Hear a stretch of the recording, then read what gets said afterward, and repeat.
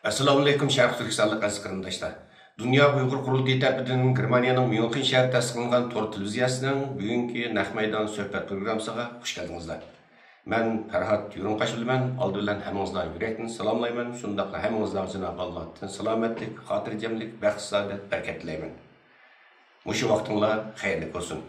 Əziz qarindaşlar, bugün ötküzməkçi bolğan söhbətimiz haqqında sizlərə aldın küsürü bərgən, aldın elan bərgən toq. Bugünkü söhbətimizin asası temisi, bugünkü söhbətimizin aitli zor və nazik bir tema. Bugünkü söhbətimizin asası temisi məfkurənin siyasi küreçlerdeki rolü və Şərq Türkistan məfkurəsi. Məfkurə demək, yəni ideologiya. İdeologiyanın siyasi küreçdeki rolü və Şərq Türkistan məfkurəsi və ya ki ideologisi. Bu məsələdə bu nazik temada sizlərin ətraflıq məlumatı ilgi qilish üçün bu temini oturup qoyğan və bu tema haqqında məxsus tədqiqat yapğan bizninki Şvetsiyada istiqamət qıtırıyotqan bizninki akademisyenlerimizden, şundaqla aktiv siyasi fəaliyyətçilərimizdən Nicat Turğun efendim bilen bugün bu söhbətini uyuşturduk. Ekranımızda Şvetsiyadın Nicat Turğun efendim. Hürmetlik Nicat efendim ataytan vaxtınızı çıkarıp bugünkü söhbetimiz qatnashib berganligingiz üçün sizge alayda rahmet deytiman. Hoş geldiniz. Sizlerge rahmet. Benim bu programmalarga teklif qilib, buni bir fursat yaratib berganingizga. Rahmet.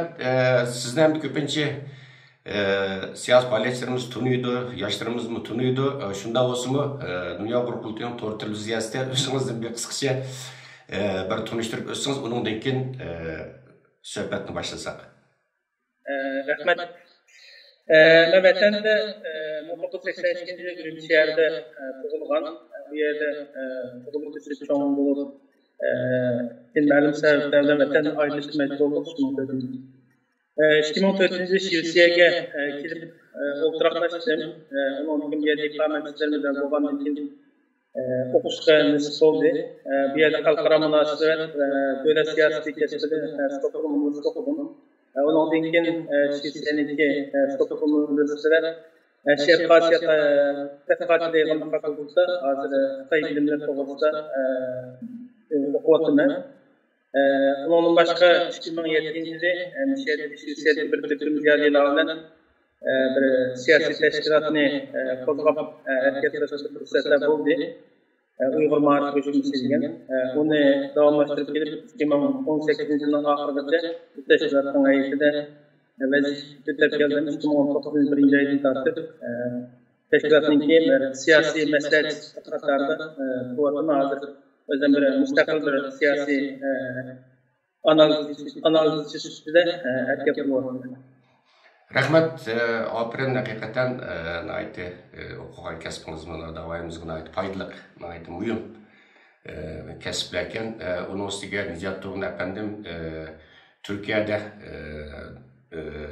Dünya Uyghur Qurultayı'nınki istiqratiya ve siyasi işlerine mesul muaviresi dosyent doktor Erkin Ekrem efendim tarafından şunun teşebbüsler kurgan Uyghur Tədqiqat İnstitutunun qurğucu əzalarının biri və bu institutumuzunki tədqiqatçısı və güzel, yaxşı ilmi əsərləri bilan bizdinki Uyğur Milli Hərəkəti üçün faydalı xidmətlərini qilib kelayotgan bizdinki aktiv, fidakar və iqtidarlıq siyasi fəaliyyətçilərimizdən biri. Xoş, Nicat Hocam bu qısqacha obdan özünüzlə bir tanıştırıb ötdünüz. Hem de hakikaten bizninki Uyghur Milli Hərəkəti Şərq Türkistan Müstəqillik Hərəkəti olsun, ideologiya cəhətdən oxşamagan fikir qaraş mövcud hemde. İdeologiya cəhətdən bölünüş batdı. Bu biraz takim Sovet İttifaqı başlanğan 90-cı yılların 5'e kadar nait kəskentdə, onun dekin biraz yumuşağandək oldu ama türlük ideologiyalar babında ve bu türlük ideologiyaya mensup siyasi fəaliyyətçilərimiz oturustunun belgilik derecede bazı keskin, bazı boş, her xil şekilde tokunuş hazırlığı mevcut tapı kilvadılar. Mesela 33. yıl kurulgan Tuncu Cumhuriyetimiz olsun, 44. yıl kurulgan Tuncu Cumhuriyetimiz olsun, hemisi de hem ümmetçilik yani pan-İslamizm ve Turançılık yani pan-Türkizm ideologiyasi bu ichki cumhuriyetimizning qurulishida muhim rol o'ynagan va 44-yildagi cumhuriyetimizda Uyg'ur millatchiligi tunji qatim bu yerda bosh ko'tarib chiqqan. Hozir qaraydigan bo'lsak, bu ichki ideologiyaning yana hozirmi Uyg'ur milliy harakatida nihoyatda ig'ir bir salmoqni egallaydiganligini ko'rilishi mumkin va 90-yillardan boshlab bu G'arbiy Turkistonni markaz qilgan Qozog'iston, Qirg'izistonlarda Uyg'ur millatchiligi qaytadan ko'tarilib chiqdi va G'arb davlatlarida faoliyat olib borayotgan demokratiya, kishilik huquq prinsiplerini buni shuvar ko'tarib chiqyapti. Demak, turli nimalar bor endi. Yana men tilga olmagan. Xo'sh, shuning uchun bugungi temamizni aytib muhim deb qarayman men. Sizmi o'tgan yil 11-oyda Germaniyaning Myunxen shahrida chaqirilgan Sharq Turkiston milliy kengashidami mushu tema haqida vakillarimizga vaqt munosabatlarini aytib qisqacha bir ma'lumot berib o'tgandingiz va vakillarning nihoyat qizg'in olqishiga erishgan siz o'tirib qolgan fikrlaringiz. Xo'sh, endi Layli bu oldi bilan bu mafkura degan hukm haqida bir izoh bersangiz. Rahmat aka. Sharq Turkiston milliy mafkurasi va uning siyosiy tarixi siyosiy rollari degan kelsak, bu mafkura nima deydigan narsaga qanday o'tib o'tishini anglamagan ekan. Chunki bizning bugungi Uyg'ur tilida bu so'zni nihoyat oz ishlatamiz. Ko'pincha vaqtlarda kitoblarda, yozuvlarimizda ideologiya, ideya degan bu shaklda ishlatilyapmiz. Özümüzün konu lügatimizi qarsak, mafkura degan so'zni burungi ajdodlarimiz, burungi siyosatchilarimiz o'rnimizda ko'p ishlatib kelgan ekan. Endi mafkura degan nima deb kelsa, bunga Turkiyadagi doktor Olimjon akamiz nihoyat yaxshi bir tushuncha bergan ekan. Bu bergan tushunchasi mafkura bo'lsa, atal bu yani Arapçadagi fikir va fikir degan so'zdan yasalgan bo'lib, buning lug'atdagi ma'nosi fikir yürgüzülgen fikir yakınlıkta fikirde bulunan tasavvur şeklindeki bir gaye ibaret. Onun hukum cihetki manası olsa, erişmekte bulunan bir gaye, felsefi cihetten olsa, ameliyette bulunmayan, fakat fikirde tasavvur kılınan ve hiç kaçan topluluk emnileştirgili olmayan en yüksek şekildeki bir maksat da ibaret edilgen çok naiti köp taraflarındaki ve düşünüşlük halinde. Yani bunu anladıktan sonra bazı adamlar bunu iskıldıgan dersede soruşum mümkün. Ben görevgen yemeğe yayınlanan dersim o. Ya akıl olandı o, ya kımız kiydiğen kim o da sorak başım mümkün. Bu nimige hizmet oldu mesela. Milli mefkure, bir xil milli ağ, bir xil ideologiya bu. Bu içki cihette devletini yaşlıdı ve ma'lum bir g'oyaga oldiga harakatlantirdi. Xalqni birlashtirdi, birlikda harakat qildi, qilishga undaydi. Tashqi jihat bo'lsa tajovuzlik harakatiga kengaymichilik bo'lib qo'yadi, zamin kengaymichiligini qo'llaydi. Shuning bilan birlikda va shunga yetakchilik qildi bu harakatlarga. Endi nima uchun bu milliy mafkura muhim? Bu savollarni kelishimiz qilamiz. Bu bo'lmasa bu deyiladi. Bizning tashkilotda bo'lgandan keyin pulimiz bo'lsa, boshqa narsa bo'lsa, mafkuraning kerak emas deb o'ylab qo'yishimiz mumkin. Milliy mafkura bu bir zaruriy taqozo qilingan xuddi bir inson faraz qilingandek siyosiy da'vodir. Buniki roli nihoyatda muhim bo'lib, chunki milliy mafkura xalqning tili, dini, madaniyati va urf-odatlari, shuningdek bir millatning bu xalqga qimmat qarashlarini chiqish qilgan holatda yoritilgan bo'lib, bir davlatningki bu ma'rif, ijtimoiy, iqtisodiy va siyosiy mexanizmlarga ta'sir qilib davlatni yaxshilaydi va taraqqiy qiladi va davlat parchalangan, beslangan, gumroh bo'lgan holatda davlatni qaytadan tiriltirishga yetakchilik qiladi. Demak, bir davlat mavjud bo'ladi ekan, mayli u davlat yaxshi, kuchli bo'lsin, ojiz bo'lsin, hatto gumroh bo'lgan holatdami, bu milliy mafkura shu davlatningki egilariga, shu davlatningki siyosiy apparatiga, har xil apparatiga yetakchilik qilib, bu davlatni qaytadan tiriltirishga rol bor ekan. Demak, bu yerda Sharq Turkiston davosida bu milliy mafkura nihoyat zarur, chuqur bo'lmaydigan bir narsa ekan.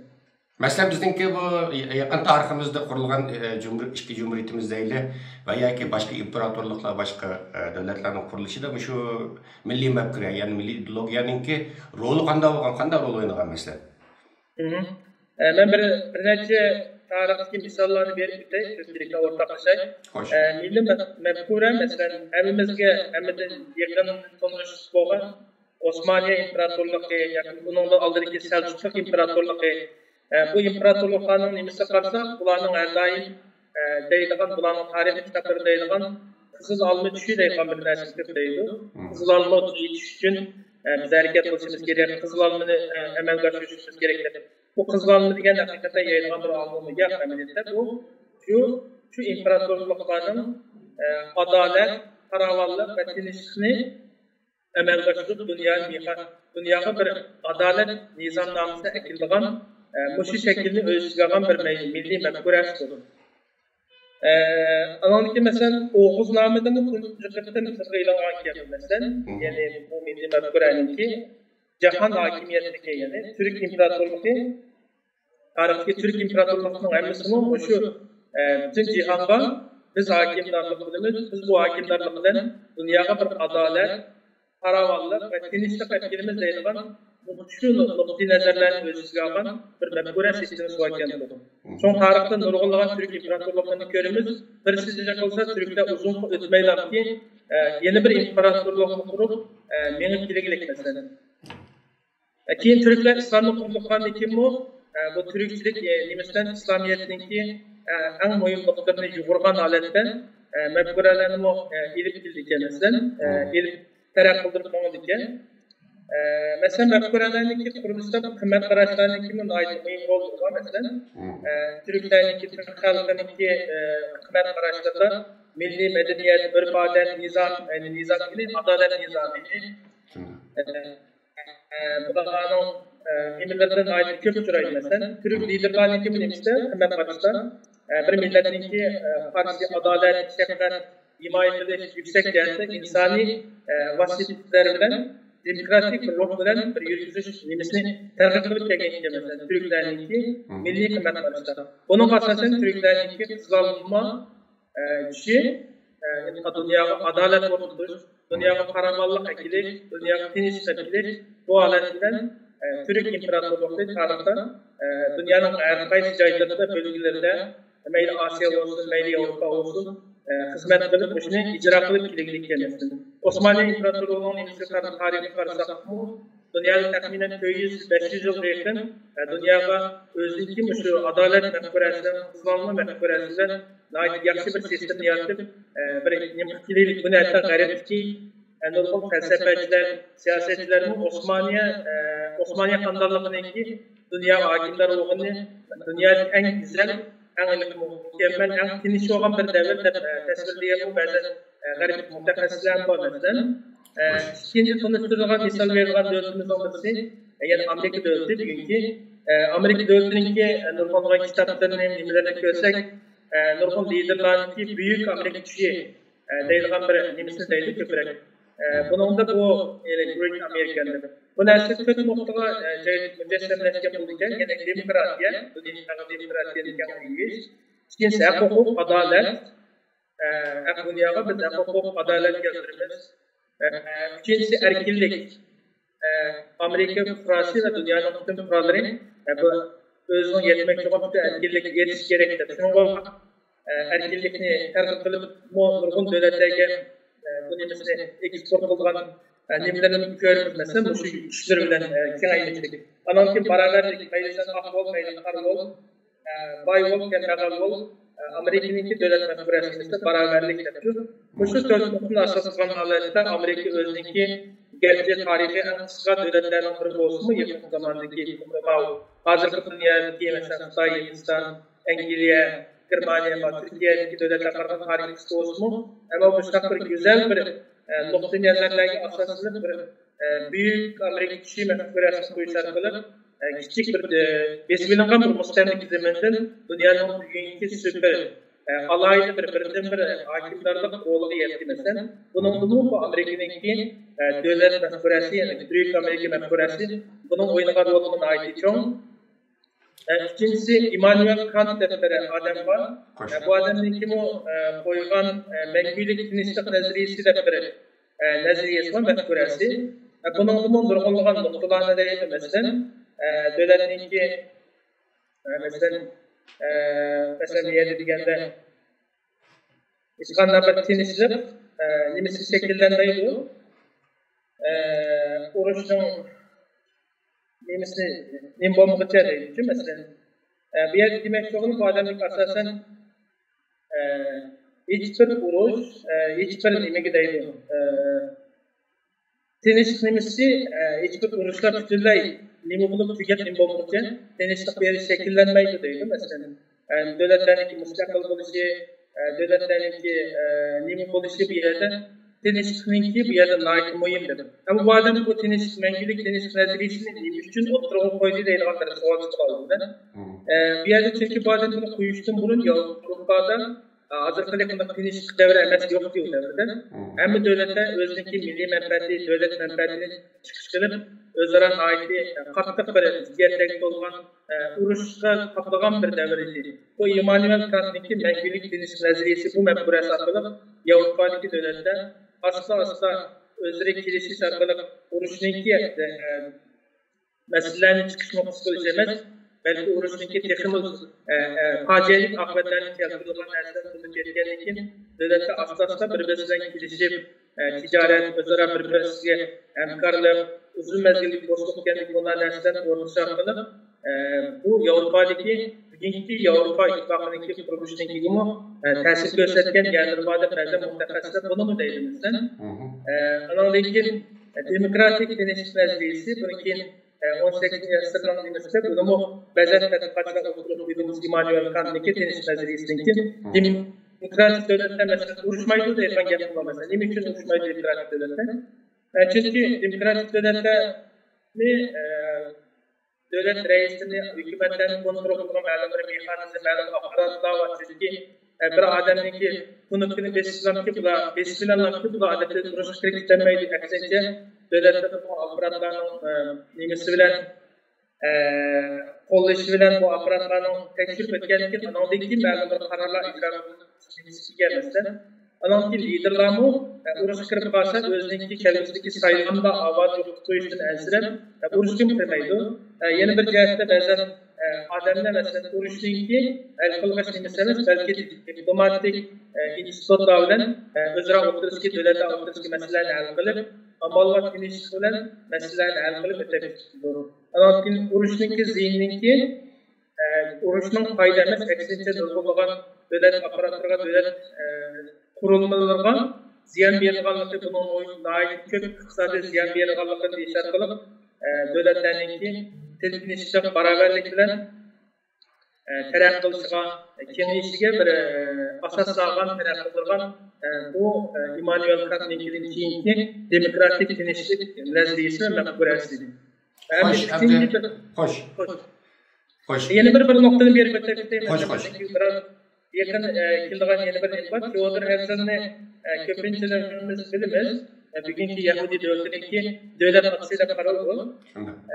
Theodor Herzl'ninki hakikaten bugünkü Yahudi devletinin kuruluşta nail açmışlık bir rol oynayan çünkü bu adam dünyanın her şeyinde çiçek etken okşamalı sınıflar bilingen Yahudilerini bulağa bir Yahudi devletiyle ilgili bir kitabın yazısı kılıp bütün Yahudilerine bir milli bir gaye tiklep verildi. Bu gaye arttırılıp bu milli mefkurenin koyuşu kılıp bütün dünya Yahudilerini bir devlet şekliyle erken kılışka, devlet kuruluşka, erken kılışka nurgullanan hizmetlerini bulunmaktasın. Bununki mefkuresindeki asas nimesi devletlik ilgisi statesman, yani bu fakat milli Yahudi milletin asas kılganlarındaki milletlik, anlamdaki erkillik, beraberlik, mesela Yahudiler özgün devletlikte erkillikte, adaletle, beraberlikte, sonundaki arabalık sistemlerine erişiyor. Yahudiler dünyanın başka yerlerinde izilgendek, keklip sokulgandek bunlar bulmasın. Dünyadaki en güçlü milletke ekildiler. Şunda bir haritini, gaybi bir haritini sizip verirsen kılıp, Yahudilerini, bütün Yahudi sınırlarını bununla erken kılışma sebepçi oldu.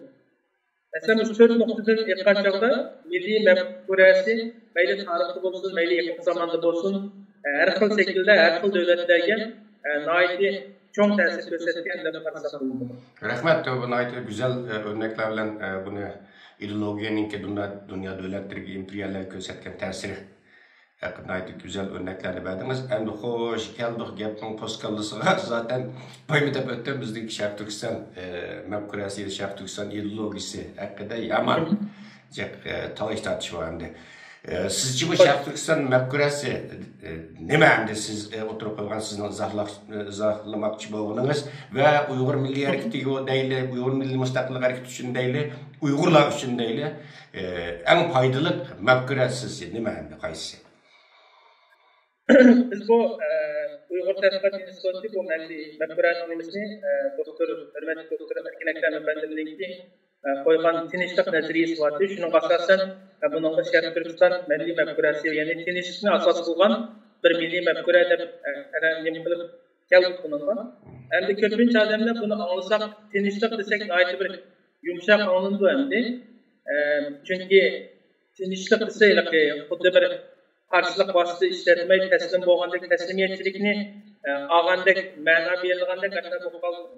Amaliyotda bu tinchlik deganimiz biz o'zimizning huquqidan, o'zimizning egalik huquqidan, o'zimizning olmoqchi bo'lgan haqqimizdan voz kechdik degan narsa emas. Ham bu tinchlik deganimiz qarshilik bildirmaslikmi degan emas. Tinchlik mafkurasi deganimiz bu yerda buning uchun muhim, buning uchun narsa degan chog'da biz oldindan bunda bir narsani tushunish to'g'ri keladi. Tinchlik butun narsaninki, bütün mevcudiyet, insaniyet, yer şari, hayvanat, üstünlük davası bütün nesneninki yaşap duruş için birinci mühim olan nesne oldu ki. Çünkü işkanda bir yer tinç olmayı durur. Belki insanlar bir yerde normal yaşayamaydı ki. Üstünlükler bir yerde normal yürüyüş bildirmeydi ki. Hayvanlar mı mesela uruş oğa yerde, tinç olmağa yerde, kitedik ya bir yerde taşladım. Şunun için bizim birinci yapıldığımız tinç bağışlık kılış. Yani Sharq Turkiston davası, Sharq Turkiston elbette alınır, müstakil kılınmaz. Ama Sharq Turkiston ağırlıkı bu yerde tinçlik berpa kılınmaz. Bizim birinci gayemiz. Bazı adamlar doğrusu Koral'dan demişsin, vazgeçtin mi? Sharq Turkiston'un müstakilliğinden vazgeçtin mi deydi. Bizim tinçlik mefkuremiz şunu deydi ki, mesela ma'lum bir zaman mustamlikçi tarafından besirilgan holatda besirilib shuning xalqining izi davomli turda bu mustamlikni davomlashtirib kelgan holatda bu yerda tinchlik hosil bo'lmaydi, aksincha u yerning xalqining izi kelgan holatda bu mustamlikni yo'qotib bu yerda tinchlik barpo qilish va tinchlikni saqlash uchun barliq vositalarni qo'llanib bu tinchlikni hosil qilish kerak deydigan bir nazariyamiz bor. Yani bunlar deganimiz tinchlikni barpo qilish uchun biz barliq vositalarni qo'llanishni yanmaymiz. Bir şey şuna kıstırmam keldi gapimizga. Çünkü bizim halkımız ko'p hollarda nurg'un kishilarimiz bu g'oya bilan vositani aralashib yetib qoldi-da. G'oya bilan maqsadni qo'llangan vositamizni aralashib yetib qoldi. Masalan, Dünya Kurultayı'nınki hazır halklar siyasetçilerde biz qo'llanib kelgan shuarimiz yetakchi ideyamiz ham shuarda ham. Bu sizlar o'tirib qo'ygan bu tinchlik mafkurasi, Sharq Turkiston tinchlik mafkurasi. Bunga mos keladi. Masalan, biz demokratiya va kishilik huquq prinsipini shuar qilib keldik hozirgacha va hammaga ta'kidlayapmiz. Biz Birlashgan Davlatlar Tashkiloti inson huquqlari umumiy bayonnomasini ro'yobga amal qilamiz, xalqaro qonun prinsiplarini ro'yobga amal qilamiz, o'zlarimiz turayotgan davlatlarning qonunini qattiq amal qilamiz va har qanday shakldagi zo'ravonlik va shiddatni qat'iy turda rad qilamiz, mayli maqsad nim bo'lsa degan shuarni qo'llandik. Ammo bu qulog'iga yoqmaydi qilcha qadamlarimizdan, ammo ba'zan shu bizning shuarimizni, vositamizni suiiste'mol qilib millatning beshini aylantirayotgan va qurultayga qarshi kuch keltirayotganlar bor. Xo'sh, qanday davomlashtiraylik? Vositani tanlash bir oxirgi g'oyaga yetishdan voz kechish deganlik emas. Siyosiy o'yinda zamon, davr, sharoit qarta har xil vositalarni foydalanib oxirgi nishonga yetish uchun yetishga majbur bo'lamiz. Bizning tinchlik mafkuramizmi shunga o'xshash bu yerda deganimiz tinchlikning tinch hosil qilish, tinch mafkurasi bo'lsa, hargizning mustaqillikdan voz kechish, bu yerda sharoit talab qilgan narsalarni ishlatmaslikka unday narsa yo'q. Bu yerda mustamlikni ilib deb o'sha Turkiston zamonida tinchlikni barpo qilish uchun barlıq vasitələrini qilishni talab qildi bizning mafkurlarimiz.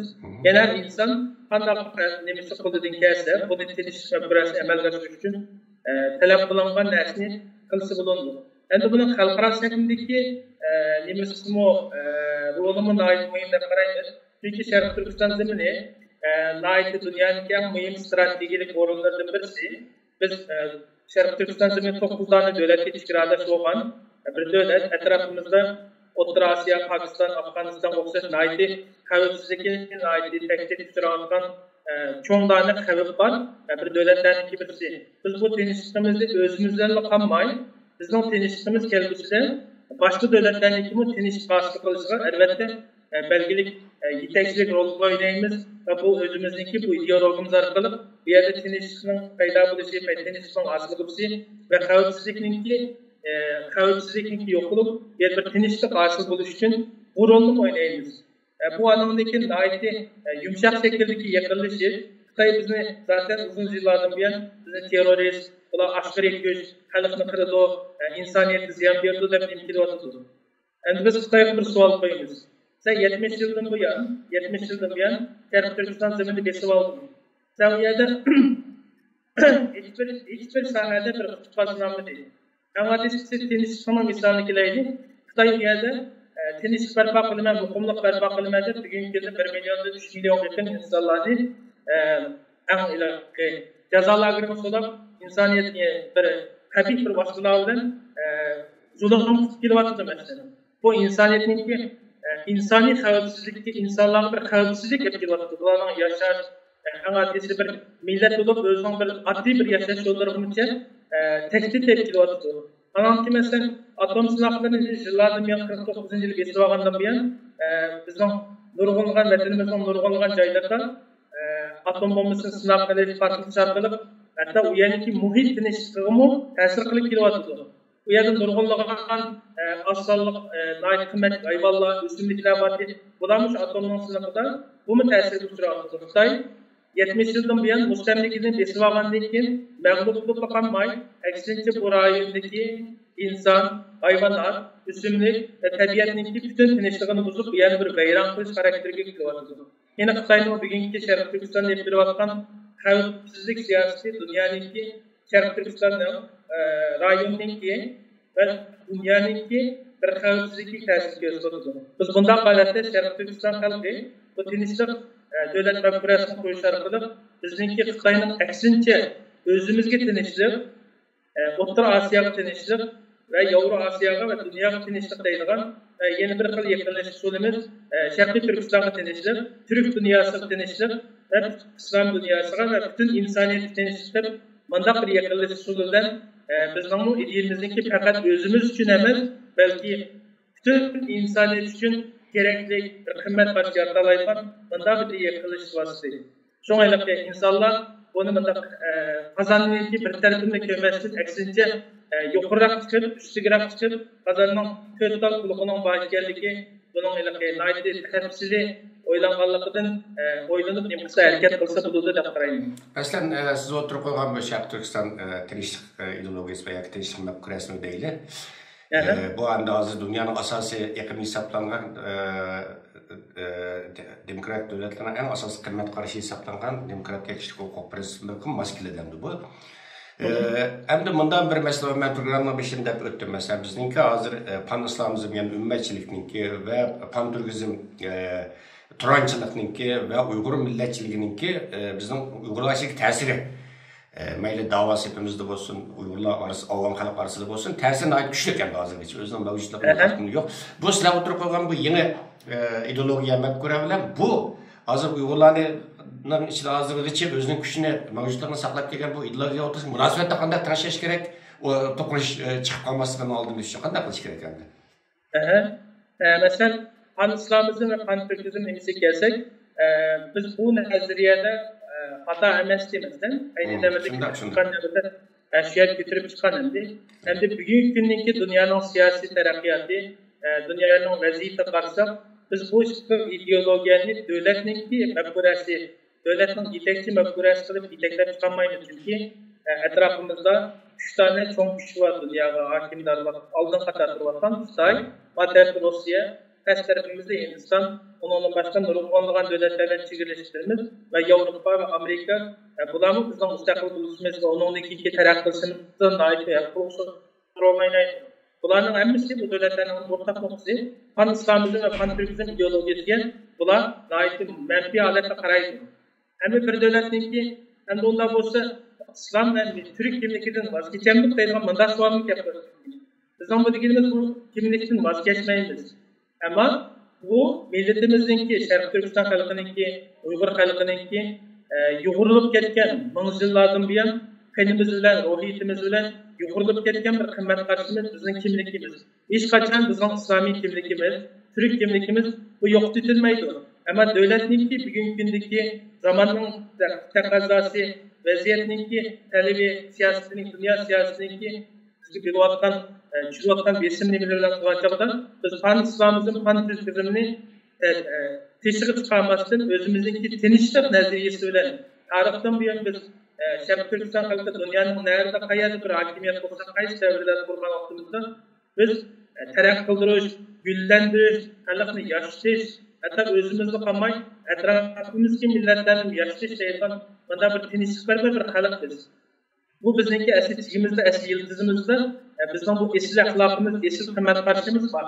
Bugungi kunda davlatimizning qurilishi uchun, davlatimizga vujudga chiqish uchun boshqa bir yaqin narsani talab qilgan bo'lsa, albatta İslami, pan İslamizm ve pan Türkizm nazariyasini içimizde serip özümüzün kimlik katarda durup devletçilikimizde tinçlik, mefkurasının yakılışımız akıl ve doğru buldu da parayım. Mesela bir neymi versem misal verisini uygulayıp gördüm adı.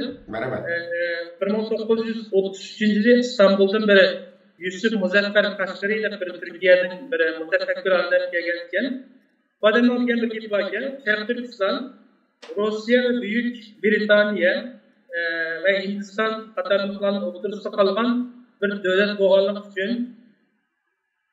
ya'ni Xitoy, Rossiya, Angliya, Hindiston qatorli davlatlarning o'rtasida bo'lganlik uchun Sharq Turkiston bu narsalarni nuqtai nazar bu narsalarni siyosiy, iqtisodiy qurilish yo'lida bu natijadan ularning o'rtasidagi munosabatlarni chiqish qilgan holatda eng ratsional holatda bir qaror chiqarish kerak degan bir bizga bir qilgan bir maslahati bor ekan tavsiyasi. Demak, bugungi kunda o'xshash bir davlatningki qurilish uchun nurg'unlagan badallar to'lanadi. Bir vaqirab qo'yishdan, pan islomizmni ko'tarib qo'yishdan, pan turkizmni ko'tarib qo'yishdan yoki bo'lmasa uyg'urizmlik ideologiyasini ko'tarib qo'yishdan bo'lmaydi. Aksincha, buni keng tarafli, ko'p taraflama o'ylashib nima qilish kerak. Uning ustiga Sharq Turkiston davosining eng asosiy ro'yxatida Uyg'ur millati bo'lgan bilanmi, ya'ni bizdan boshqa nurg'unlagan shu yerdagi asli egri bo'lgan boshqa millatlar bor. Albatta bularni bugun ba'zan sabablar tufayli sepimizga to'liq qiyin qilolmagan bo'lsa-mu, amal kelgusida ishimizki 1933 va 1944da bular qanday sepimizda edi, birlikda davlat qurgan o'xshash, bularni qatorida bizning sepimiz qatib, bizning sepimizda qatilib o'rin oldi. Shunga Sharq Turkiston mafkurasi, tinchlik mafkurasi, ko'p taraflilikni o'ylashib nima qilgan. Ben Uyg'urizmlik temsilga bo'lgan narsada bir tushuncha bermasam turib, ikkinchi nuqtasi da adolat va huquq bu milliy Sharq Turkiston mafkurasiniki. Bunun da targ'ib qildig'ini haqqoniyat, qonunning ustunligi, hech qanday bir inson, hech qanday bir guruh qonunning nimasidan ustun bo'lmaydi. Qonun erkinlik, tinchlikni barpo qilish uchun va barpo qilingan bu zamindagi tinchlikni saqlash, shuning bilan buni bütün milletlerindeki, bütün xalqlarning haqlarini qo'llash uchun degan tushunchani paydo qildi. Tushunchani qo'llash uchun, amalga oshirish uchun xizmat qildi. Ya'ni adolat, ya'ni Sharq Turkiston zamini qurilgandan keyin bu yerda tinch hosil qilish bilan birga bir shunday bir qonun sistemasi, huquq sistemasi hosil qilamizki, hech bir insondan ustunligi yo'q. Mayli u qaysi millat, qaysi guruh, qaysi qavmdan, qaysi oilaga tabi bo'lsin, hammamiz barobar, hammamiz qonuniy huquqimiz bo'ladi. Ya'ni bu qonuniy huquq bizningki shaxsiyatimizni qo'llash bilan birga bizning bu davlatimizningki birligini, butunligini, omonligini qo'llash uchun albatta xizmat qiladi. Uchinchi nuqtamiz barobarlik. Abaytin deganimdek Sharq Turkistonda 13 tane asosiy yerlik millat bor. Bu millatlar fursat, sharoit, huquq, mecburiyet cihetten barobardir. bu millette Şarkı Türkistan'ın tili, dini, örf adetleri ve medeniyetini saklap kılış için terek kıldırış yolda okşaş bir tepmeten bir hakka ikidir. Yani bir demekçiniz ki şu asası milletlerinin birimizin tili yeni birimizin tilinin üstünemez. Birimizdeki medeniyet yeni birimizin üstünemez. Hemimiz beraber, hemimizin devletin aldığındaki mecburiyetimiz okşar. Öteydiğen nimelerimiz okşar. Şununla birlikte değiştirgen derslerimiz okşar. Eğer de biz insanlarımız bugünkü devatkan Uygurizmlik ideolojisini ortaya koyarsak, yakımızda Pakistan'lık nimesi ortaya koyarsak, Müslümanların olan devleti devarsak, o alette Müslüman emez, asas yerlik millet oğanlar ola çetik kılmamdı. Yakımız Uygur emez oğan millette çetik kılmamdı. Yakımızda Pan-Türkizmlik ortaya koyarsak, Türk oğan, Türk olmayan başka asasız millette ola negi vardı. O alette biz emmeyle iştigal alaydıgan bir bağırken bir köp teremlikini oylagan ve kelgisi kurulgan denkimi bugünkü başka devletler yüzleri olsan mesela etnik kırgınçılıkla millet daha az kurtuldu. Bunu körvatımız. Devlette oturuş diyordun. Her bir devlet, nurgun devletler millet daha tokunuşuna ait yığılış şirketi bu soğukunlarda görüştük. Biz Müslüman hadislerindeki aldığın eşiniz için millet asaslı üstü kurulgan emez belki tenişli, adalet, beraberlik üstü asas kurulgan ve Türkistan mefkuresini nemkıgınımız en akalli bir kallaşıldı da parayı ben. En ahırda koymak çoğunumuz bu üç nezriyeden koyduk hem de kaya yetmekçi diyen çağdan Türkistan mefkuresi atılıp, Dinsiz mefkuresi atılıp bir paravanlık devleti. Dünyanınki bir yerdeki her bir Türkistan'ın fırası olan adamlar Türkistan'ın mağarif, aksız mağarif, aksız davalaş, suğurda, ondaki işçilerindeki hukuku, hizmetçilerindeki hukuku, şunundaki devlet olan mecburiyeti diyendik paravanlık devleti. En güzel bir paravanlık devletini yaratacak kılıp bu mefkurendeki en mükemmel şekilde yetiş için hizmet kılınız. Bu hakikaten ki özümüzdeki halkın yaşçılarına kalmayı bugünkü misal versem Orta Asya'daki mesela etrafımızdaki devlette kavimsizlik meselesi yok. Bunların yeni bir meselesi var ki o bolsumu iktisadi terakkiyatı nait aciz. Adamın kembegalçilik, edadımlaşkan bir kembegalçilik var. Mesela Pakistan, Afganistan, Orta Asya devletleri. Biz mesela güzel mefkureni oturup uyuş, emel kaçırış, arkalıkla ondaki paravanlık devlet sistemi siyaseti bulup bir rol model olan Orta Asya'ya buraya bir rol model olan devlet şeklinde koyuşlar bulup bizimki bir yumuşak şekilde kendisindeki kengayimçilik adetini vücut karşısımızda buldu. Nurgan adamlar eski kengayimçilik, askerlikten bulmadığı da karşısında askeri güçleri. Bugünkü kengayimçilik akıllı küçüğünden boğuldu. Biz yani mesela güzel bir mefkureni, güzel bir devlet sistemini kurup, güzel bir, mükemmel bir devlet, paravanlık devletini kursak, başkalar bizim devlet sistemimizin ügünüşü mecbur oldu. Başkalar bizden sıkan dünya kariyetimizden bizden koygan bu mefkuretimizin ügünüşüge, bizden koygan kanuniyetimizden bizge ergişişe mecbur oldu. Başkalar bizden bu dünyada söz sahibi olup, dünyaya özümüzge nemkan bu milli mefkureni dünyaya bu icra kılıçtan Türkçülük rol bulalayını da qarayın. Yaxşı, hakikaten bununla ait yaxşı izlenipsizler. Mənim de aytqan vaqtida bu kelgusida qurilgan devletimizin bir nazariy asası ken bu asasiyetten de o devletinki. Doğru deysiz hem de bazı ideologiyalardan bütünlüğe kul üzemesek mi asasda onu biraz soğutup ikinci plana koyuşumuz gerekken hem de bazı kardeşlerimizin ideyasını ötmeydi. Mesela biz azıcık ümmetçilik kılmışsak, bu şuanı götürüp çıkmışsak, İslam devletlerininki, Müslüman halklarınki kollaşıp erişemeyiz. Çünkü ulanın bizim kollaşıdaki sebep ümmetçilik ideyası, ideolojisi dayanığa asaslı kollaştıydı. O mevkli. Bazı Pan-Türkizm milletçi ağırlarımız cihaz Türkiye'de merkezlerinde. Buladaydı bize geçen bu müşturancılık ne? Müştuvarını katlık takip etmesek, bu Türkiye'de bizde en asaslı kollavatkallar ülküçüler. Milletçiler, ulanınki kollaşından ayrılıp kalmayız. Deydik Allah'a. Bazıları hem de Kazak'ın devleti var, Kırgız'ın devleti var, Mongol'un devleti var. Biz Uygur milletçiliğini ko'tarib chiqishimiz kerak deb nihoyat qattiq buni ko'tarib chiqarganlar bor. Ammo bu Uyg'ur millatchiligi bak haddidan ishib ketsa-mu, bu fashizmga kirib taraf qilgan narsa endi bu. To'g'ri. Shuning uchun 92-yil 12-yilda Turkiya Istanbulda qilgan tunji navbat qurultayida ilingan qarorlarning birisi u necha marta nihoyat muhim bir qaror. Sharq Turkistonninki yerli xalqi hukmida endi. Sharq Turkistonning xalqi zaten nima? Yerli xalq hukmi. Buningda Uyg'urlarni asos qilgan Qozoq, Qirg'iz, Mo'ng'ul, Tatar, O'zbek, Tojik qatorliqlarni sanab chiqqan. Bular egisi Sharq Turkiston, o'rtaq egisi. Bularning hammasiningki Sharq Turkistonda egalik haqqi va egalik huquqi va zimin talab qilish haqqi va huquqi. Ya'ni bir Uyg'urga markazlashtirib qo'ymaganda bu yerda. Buning hamda masalan 30-yil Cumhuriyetimizning faqat Uyg'urlar qurmadik. Qozaqlar va Qirg'izlar bo'lib asosiy Qirg'izlarga ait ko'p bidakorlik ko'rsatgan ana shu Osman Qirg'iz deymiz. O'zi shehid bo'lib ketdi, Qashqarning ilish urushida imis shehid bo'lib ketdi, nurg'un Qirg'izlar shehid bo'lib ketdi. Uningdagi o'zbeklar bo'ldi.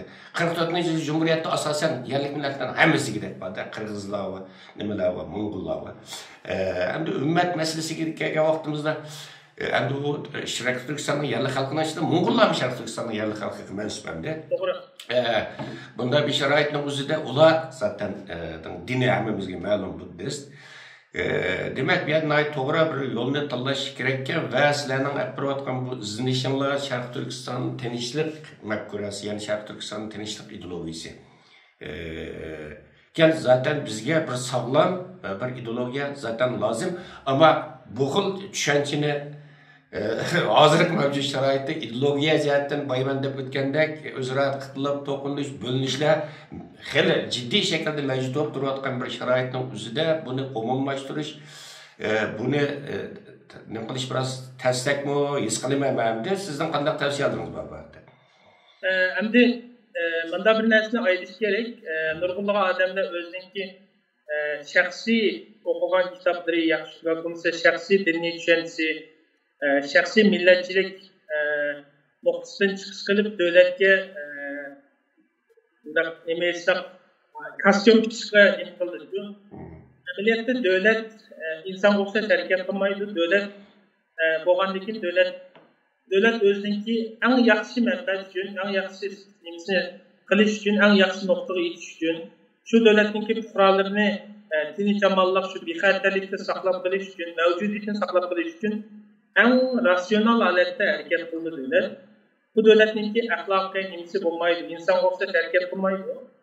So'ng davlatning nimasiga ideologiyasi imkonchaqda unda o'zimizning hayotimizdan emas, buni aql idrokimiz bilan, dunyoning vaziyati bilan, taqozosi bilan va ketilgan taklif nuqtalarini o'z ichiga olgan holatda biroz ko'proq qo'yishga tavsiya qilaman har bir shaxsiyatga. Agarda mushu mafkuraga qarshi chiqilgan nimasi bo'lsa, albatta buni qarshi olamiz. Tanqidiy fikr, samimiy tavsiyalarni. Shuningdek, kompyuterning oldida o'tirib olib, yoki ma'lum bir yerlarda o'tirib olib, davlatning nimasiga bunday mos kelmaydigan bir ideologiyalarni tanlamaslik kerak. Chunki davr bugun tunogin emas, bugun 33-yil emas, bugun 44-yil emas. Va bugun millatchilikni, askariy millatchilikni kutirib chiqargan davr emas. Bugun Sharq Turkistondagi tinchligini, Sharq Turkistonning mustaqilligini qo'lga keltirish uchun qaysi ideologiya eng mos, qaysi ideologiya bilan eng tez holatda shu nuqtaga yetib bora olamiz, qaysi ideologiya bilan eng tez taraqqi qila olamiz deydigan ma'no nuqtani chiqish qilgan holatda biz to'g'ri ideologiyaning asosiga jamlashib shu holatda xizmat qilsak bo'ladi. Sharq Turkiston tinchlik ideologiyasi deganimiz qilmoqchi bo'lgan mustaqillik ko'rishimizni voz kechish emas, balki butun vositalarni qo'llanib shu yerda tinchlik, adolat, barobarlik va farovonlik davlat yaratgan deydigan ma'no talab qiladigan bir ideologiya. To'g'ri, haqiqatan endi buningki bu ideologiya jihatdagi bo'linishninki dadam jaqtatdi. Masalan, haqiqatan qurultay ochgan vaqtimiz qurultayning ismini qo'ydigan vaqtida ba'zilar deydi bu dunyo qurultay degan ismni to'rtdan ichida o'tirib qo'yib olgan deydi. Biz masalan 99-yilda qurilgan Sharq Turkiston tirnoqning ichiga Uyg'uriston milliy qurultayi deb qaror oldik.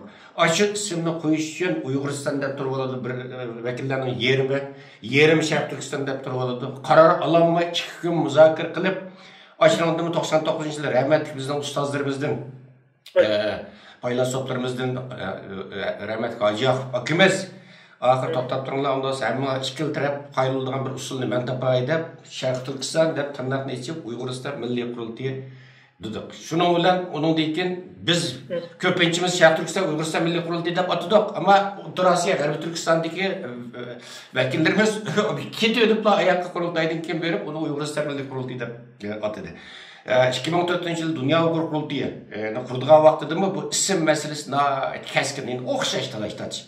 Sharq Turkiston Milliy Qurultayı mı, Dünya Uyghur Kurultayı mı deydi. Bu O'rta Osiyoning o vaqtda Qozog'iston, Qirg'iziston, O'zbekistonlardan kelgan vakillar qurultay vakillarining sonining yarmini tashkil qiladi hamda. Ular hammasi qattiq Uyg'uristoncha va Uyg'ur.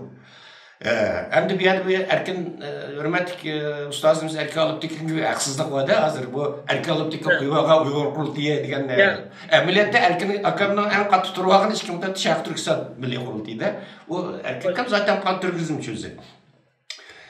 Bu G'arbiy Turkistondan kelgan Qozog'iston, Qirg'iziston, O'zbekistonlardan, Rossiyalardan kelgan Uyg'ur vakillarining qattiq tirkishi bilan bir ovoz ko'pligi bilan qo'yilgan bir ism. Endi bu yerda shu fursatdan foydalanib turib bunu mu deb qo'ymasdan shu ideologiyadagi bo'linishning bir alomati hamda bu nima deydi Uyg'ur millatchilik bilan pan-turkizm o'rtasida bo'layotgan bir nima ixtilof hamda.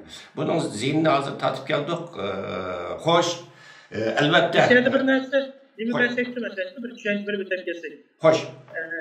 Masalan, bir misolni deydi, Xitoyning bugungi kunda bizning vatanimizni besib, bergan ismi Xinjiang Uyg'ur avtonom rayoni. Tushundim. Ameliyatda yasaydigan 13 tane yerlik millet var. Xitoy bilmem ki bularning yashaydiganligini, nima uchun Uyg'ur degan yo'g'on qalpoqni qilib qo'yib, nima qildi, uning ostiga nonkin qarasak, yana qurulti sistemasiga Eli Qazaq oblasti, Arch Qirg'iz nima oblasti, Bayn Mo'ng'ul bir nima oblasti, Sanjuk oblasti degandek boshqa yerlik millat degan bizning ostimizga tabi qo'ygandek mushtabir shakllantirish bor. Bu ya'ni sistemli holatda o'zaro yerlik millatni chiqishlanmaslik kelgusininki ziyat urug'larini teritish deydigan bir deb tushunsak bo'ldi buni. Qarasak, nurg'unlagan millatlarda Uyg'urlarni ko'rolmaydigan yoki bo'lmasa Uyg'urlar yana bir millatni ko'rolmaydigan, yana bir yerlik millat birisini qilolmaydigan mana bir urug'ni chekishga urinib keldi Xitoy 70 yildan buyon. Ama bugungi kunda zulm bu hammamizga bu narsani tushuntirib Xitoyning birdan-bir dushmanligini. Shunga yana biz bugun kelgusida yana shu Uyg'uriston degan nomni qo'llansak, shu nomni qo'llanmoqchi bo'lganligi bir samimiy tavsiyamiz. Agar biz shu nom bilan qursak, kelgusida chiqargan bir milliy to'qinishninki nimasiga o'zimiz bir ish geçiribizdir. Shuning bilan birga boshqa Qozog'iston, Qirg'iziston, O'zbekiston ve hatta Xitoy o'zining qo'yduğu nimalarni bizning nimamizdan kelgisi bizningki ichki ishlarimizga aralashadiganlik mushabir ishlarni ko'rsatganimi o'zimiz davlatni qurishlardan bir sungan bo'lamiz. Shuning uchun biz hamma millatni, hamma har xil dindagi qimmat qarashli butun insonlarga shu yerlik millatlarning butun nimalarni qo'ynimizga olaydigan Sharqiy Turkiston milliy mafkurasini chiqish nuqtasi qilib Sharqiy Turkiston deydigan bir davlatni qursak, eng aqalli bir to'g'ri ratsional tanlash yo'li bo'ldi deb qarayman. To'g'ri deysiz, haqiqatan bu haqdagi Xitoyning dangliq yozuvchisi qaysi Wang Lishong bo'lsa kerak ismi. Uning bir nimasi bo'tdi. Asari bo'tdi. Bu shu nima deganda, uning tasavvuri nima? Kelgusida agarcha Sharq Turkiston nima bo'lsa, Xitoydan parchalanib chiqqan vaqtida Xitoylar bilan bu yerdagi bintoliklarni asos qilgan Xitoylar bilan yerlik millat o'rtasida to'qinish chiqdi va Uyg'urlar bilan Qozoqlar o'rtasida, Uyg'urlar bilan Qirg'izlar o'rtasida, Uyg'urlar bilan Mo'ng'ullar o'rtasida to'qinish chiqdi deb buni deganda endi siz baydab o'tdingiz, ben Xitoy hukumati qarshilab idora qilish siyosati. Bu Uyg'urlar hech nimani bermay turib vatanni hammasida parchalab boshqa millatlarga berib qo'ygan. Masalan, Xinjiang Uyghur Avtonom rayoni atalmış 55 yıl kuruldu. Ama Avtonom oblastlar kaçan kuruldu? 54 yıl, 1 yıl burun değildi. Uygurga chiqqanda qalpoq yeydimay turib, avval Eli Qozaq Avtonom oblasti, Bayonqulu Mo'ng'ul Avtonom oblasti, Aqchiko'sh, hatto Avtonom noya, Avtonom yezimi bor. Bu 1 yil o'tgandan keyin uning beshiga Uyg'ur degan qalpoqni kiygizib qo'ydi endi. Qarshilab idora qildi. Buning Xitoyga jiq foydasi bo'ldi. Endi xeli mezgillargacha bu Sharq Turkistonning yerli xalqi buning ziynini tatdi. Hozir mana masalan sizmi ijtimoiy taraflarni anglayotgansiz, qozoq qarindoshlarimiz, aktivistlarimiz Qozog'istondagi Kişilik hukuk aktivistleri aş gününde şu şuarını tolavatıdı. Biz hemimiz bir Uygur demek, Kazak demek, Uygur demek, Kırgız demek, Uygur demek. Biz hemimiz bir topraknınki ilgileri, bir topraknınki nemeleri, halkı. Degan bir hukm chiqyapti. İnşallah hoş vaqtimizni birga berib qolibdi. Nijat uka bugun bergan bu atrofli ma'lumotingiz uchun sizga ko'p rahmat aytaman, chunki nihoyatda nozik bir tema. Ya'ni Uyg'urlar uchun zarur bo'lgan bir tema. Uning uchun bugun bu haqda sizning bergan atrofli ma'lumotingiz va qarashlaringiz, ilg'or fikrlaringiz uchun sizga takror minnatdorligimni bildiraman. Albatta bu yomon cho'ng tema. Yaman bir çoğun tema, bu bir deniz yaptı bu tema. Şarkı Türkistan Tinçlik Mefkurası. Bu hafta biz yanımı çoğunkurluğa asasda, bir başlık aldık temine, tekimi çoğunkurluğa asasda, bunun diken, müşri temine asas, merkezga asasda sohbet ötküzüşte işimiz. Sizge tekrar minnetdarlığımı bildirme, rahmet sizge. Hayırlı işler dilerim ben. Sizge ve ekran aldırıcı görüyorken bunu kıymetli vaktini sürüp geliyorum. Bazen yerler sabah için yoğunluğuna rahmetini bildirme. Sevgimi çok rahmetini bildirme. Hizmetinlağa bereket ve kusurluk dilerim.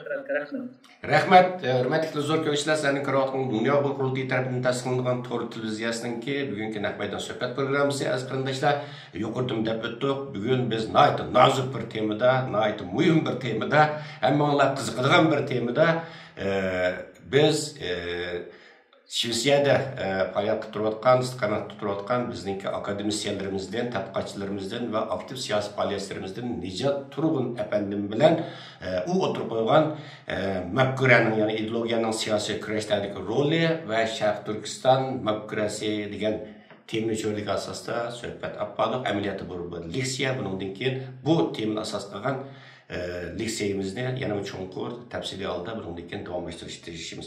Aziz qarindoshlar, shuning bilan bu qatimki programmamizni mishada oxirlashtirmoqchimiz. Kelasi qatimda programmamizni ko'rishaylik. Ko'rishishga omon bo'ling. Xayr xo'sh.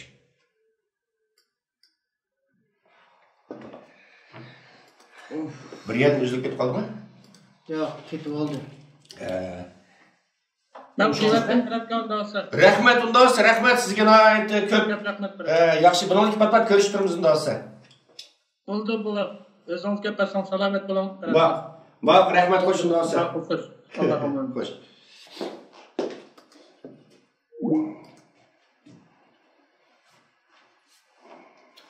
Nima qilib qoldi?